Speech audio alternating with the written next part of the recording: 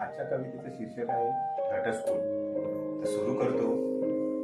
असं म्हणतात लग्नाच्या गाठी स्वर्गात जुळतात. असं म्हणतात लग्नाच्या गाठी स्वर्गात जुळतात.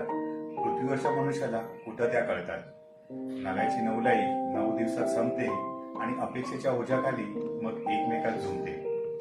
उमलणारं फूल कोमेजू लागतं आणि प्रेमाच्या दारात राग रुसवा घर करून राहतं. बघता बघता वाढतो दुरावा आणि नात्याच्या सच्चाईला पण द्यावा लागतो पुरावा. मीपणा आणि अहंकार मग टोकच गाठतं. मीपणा आणि अहंकार मग टोकच गाठतं आणि तुतुमिबीच्या गारपिटीत चिमण्या पिलांचं बालपण गोडतं. निरागस मनाला मग अनेक प्रश्न पडतात. निरागस मनाला मग अनेक प्रश्न पडतात. काही केल्यात कळत नाही आणि आई बाबाला देव का म्हणतात तेच काही कळत नाही. दिवसागणिक दिवस येतो आणि एके दिवशी नात्यांचा हिशोब कोर्टात जातो.